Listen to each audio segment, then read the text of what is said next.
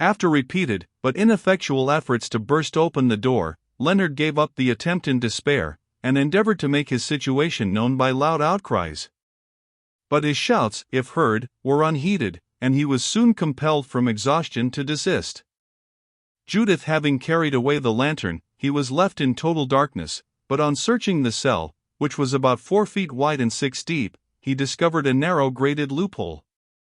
By dint of great exertion, and with the help of his sword, which snapped in twain as he used it, he managed to force off one of the rusty bars, and to squeeze himself through the aperture. All his labor, however, was thrown away. The loophole opened on the south side of the tower, near one of the large buttresses, which projected several yards beyond it on the left, and was more than 20 feet above the roof, so that it would be certain destruction to drop from so great a height. The night was overcast, and the moon hidden behind thick clouds. Still, there was light enough to enable him to discern the perilous position in which he stood. After gazing below for some time, Leonard was about to return to the cell, when, casting his eyes upwards, he thought he perceived the end of a rope about a foot above his head, dangling from the upper part of the structure. No sooner was this discovery made, than it occurred to him that he might possibly liberate himself by this unlooked-for aid, and, regardless of the risk he ran, he sprang upwards and caught hold of the rope. It was firmly fastened above, and sustained his weight well. Possessed of great bodily strength and activity, and nerved by desperation, Leonard Holt placed his feet against the buttress, and impelled himself towards one of the tall pointed windows lighting the interior of the tower, but though he reached the point at which he aimed, the sway of the rope dragged him back before he could obtain a secure grasp of the stone shaft, and, after another ineffectual effort, fearful of exhausting his strength, he abandoned the attempt, and began to climb up the rope with his hands and knees.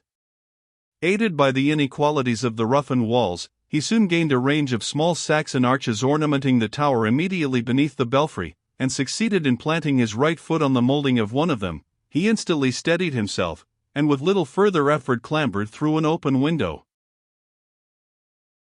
His first act on reaching the belfry was to drop on his knees, and return thanks to heaven for his deliverance. He then looked about for an outlet, but though a winding staircase existed in each of the 4 angles of the tower, all the doors, to his infinite disappointment, were fastened on the other side. He was still, therefore, a prisoner. Determined, however, not to yield to despair, he continued his search, and finding a small door opening upon a staircase communicating with the summit of the tower, he unfastened it, for the bolt was on his own side, and hurried up the steps. Passing through another door bolted like the first within side, he issued upon the roof. He was now on the highest part of the cathedral, and farther from his hopes than ever, and so agonizing were his feelings, that he almost felt tempted to fling himself headlong downwards. Beneath him lay the body of the mighty fabric, its vast roof, its crooked pinnacles, its buttresses and battlements scarcely discernible through the gloom, but looking like some monstrous engine devised to torture him. Wearied with gazing at it, and convinced of the futility of any further attempt at descent, Leonard Holt returned to the belfry, and, throwing himself on the boarded floor, sought some repose. The fatigue he had undergone was so great, that, notwithstanding his anxiety, he soon dropped asleep, and did not awake for several hours. On opening his eyes, it was just getting light, and shaking himself, he again prepared for action. All the events of the night rushed upon his mind, and he thought with unutterable anguish of Amabel's situation. Glancing round the room, it occurred to him that he might give the alarm by ringing the enormous bells near him, but though he set them slightly in motion, he could not agitate the immense clappers sufficiently to produce any sound. Resolved, however, to free himself at any hazard, he once more repaired to the summit of the tower, and leaning over the balustrade, gazed below. It was a sublime spectacle, and, in spite of his distress, filled him with admiration and astonishment. He had stationed himself on the south side of the tower, and immediately beneath him lay the broad roof of the transept, stretching out to a distance of nearly 200 feet. On the right, surrounded by a double row of cloisters, remarkable for the beauty of their architecture, stood the convocation, or chapter house.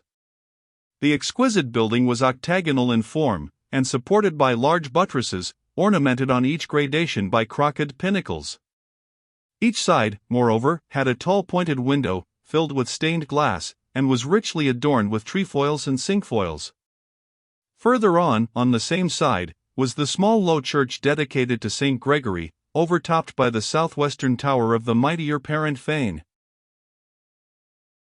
It was not, however, the cathedral itself, but the magnificent view it commanded, that chiefly attracted the apprentice's attention.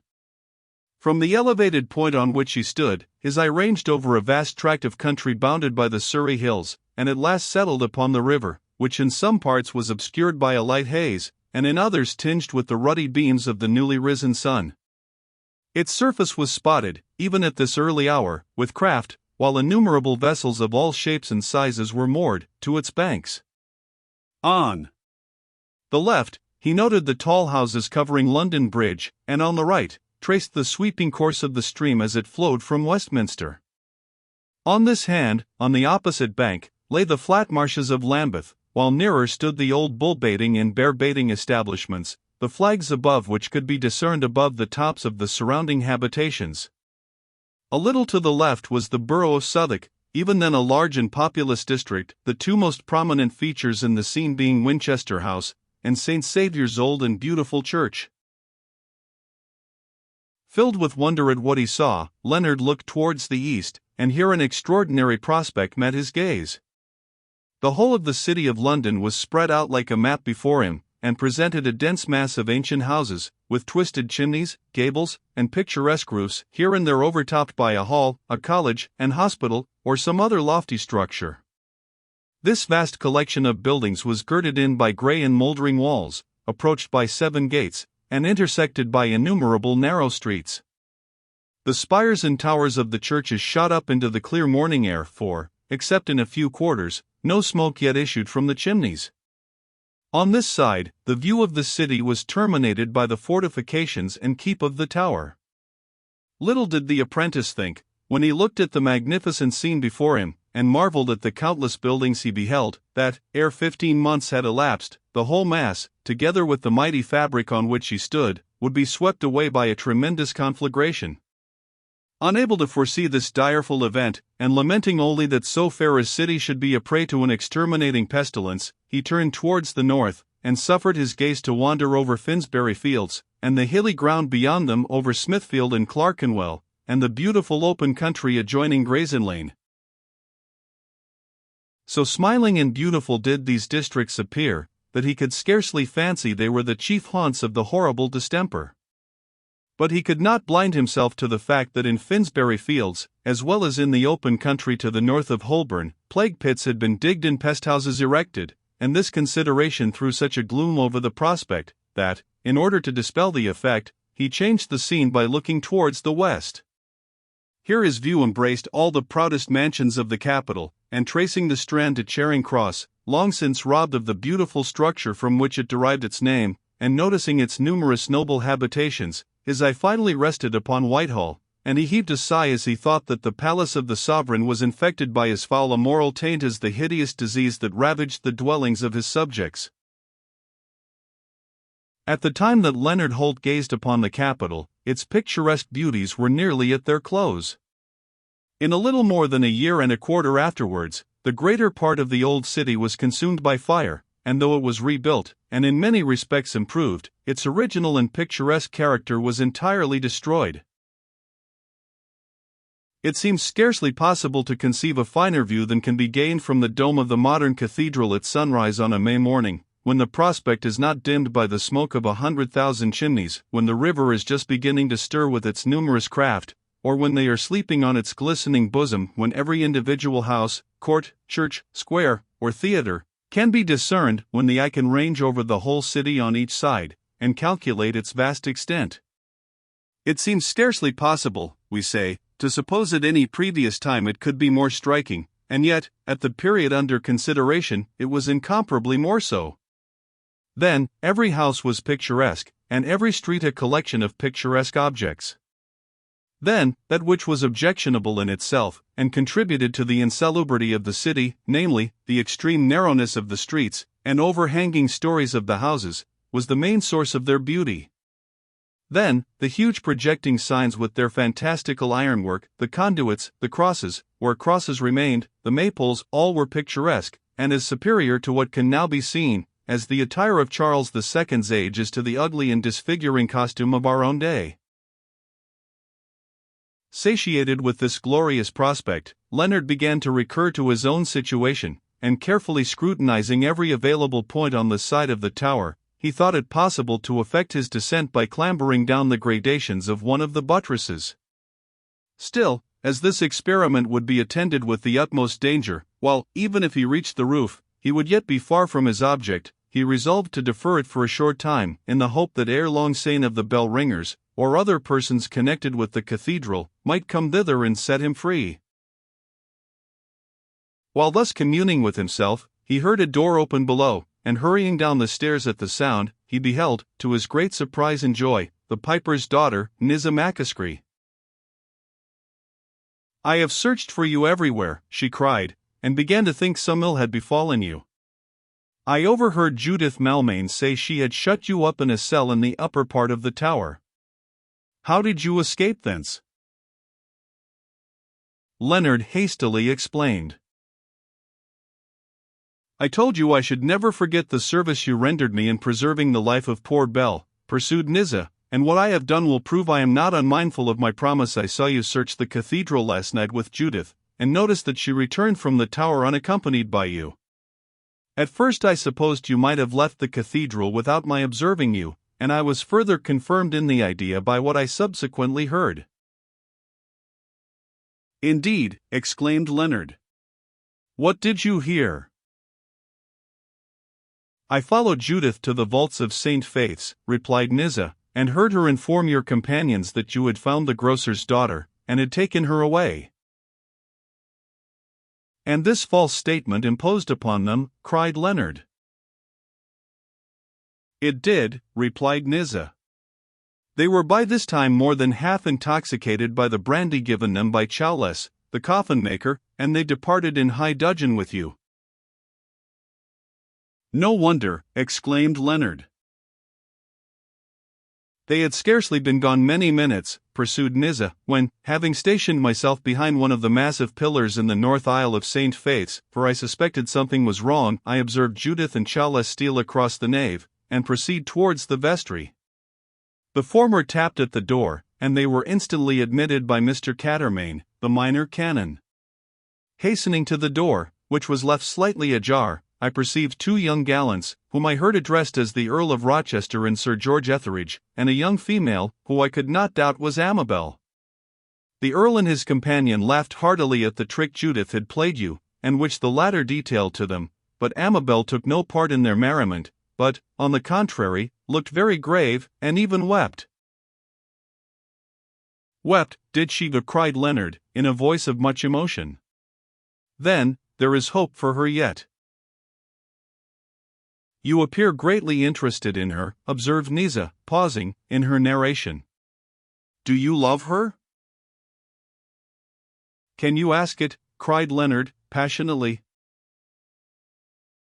"I would advise you to think no more of her, and to fix your heart elsewhere," returned Nizza. "You know not what it is to love," replied the apprentice, "or you would not offer such a counsel." "Perhaps not," replied Nizza, "but I am sorry you have bestowed your heart upon one who so little appreciates the boon." And, feeling she had said too much, she blushed deeply, and cast down her eyes.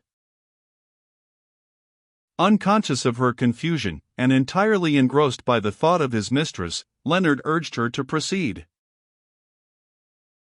"Tell me what has become of Amabel, where I shall find her," he cried. "You will find her soon enough," replied Nizza. "She has not left the cathedral. But hear me to an end. On learning you were made a prisoner, I ran to the door leading to the tower, but found that Judith had locked it, and removed the key.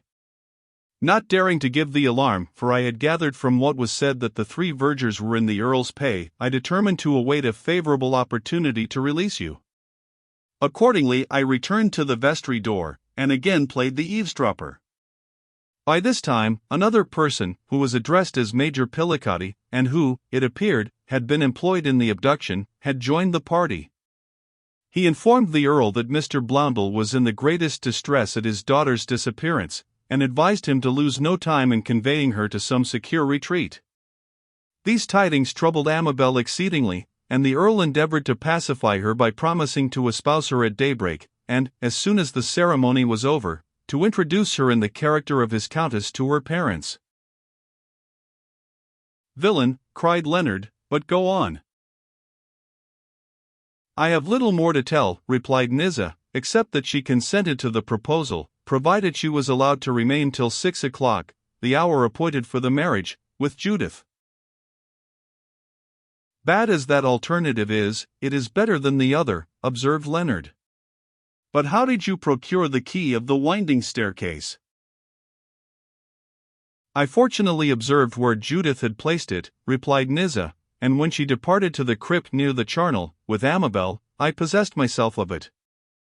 For some time I was unable to use it, because the Earl of Rochester and Sir George Etheridge kept pacing to and fro in front of the door, and their discourse convinced me that the marriage was meant to be a feigned one, for Sir George strove to dissuade his friend from the step he was about to take, but the other only laughed at his scruples. As soon as they retired, which is not more than half an hour ago, I unlocked the door, and hurried up the winding stairs.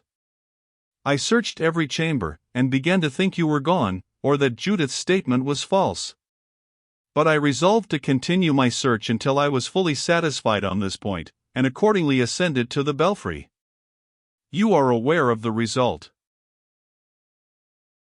"You have rendered me a most important service," replied Leonard, "and I hope hereafter to prove my gratitude. But let us now descend to the choir, where I will conceal myself till Amabel appears. This marriage must be prevented." Before quitting the belfry, Leonard chanced to cast his eyes on a stout staff left there, either by one of the bell ringers or some chance visitant, and seizing it as an unlooked-for prize, he ran down the steps, followed by the piper's daughter. On opening the lowest door, he glanced towards the choir, and there before the high altar stood Quatermain in his surplice, with the Earl and Amabel, attended by Etheridge and Pillicati. The ceremony had just commenced. Not a moment was to be lost. Grasping his staff, the apprentice darted along the nave, and, rushing up to the pair, exclaimed in a loud voice, "Hold! I forbid this marriage. It must not take place." "Back, sirrah," cried Etheridge, drawing his sword, and opposing the approach of the apprentice. "You have no authority to interrupt it. Proceed, Mr. Quatermain." "Forbear," cried a voice of thunder near them, and all turning at the cry, they beheld Solomon Eagle, with his brazier on his head, issue from behind the stalls. "Forbear," cried the enthusiast, placing himself between the Earl and Amabel, both of whom recoiled at his approach. "Heaven's altar must not be profaned with these mockeries. And you, Thomas Quatermain, who have taken part in this unrighteous transaction, make clean your breast, and purge yourself quickly of your sins, for your hours are numbered. I read in your livid looks and read in burning eyeballs that you are smitten by the pestilence.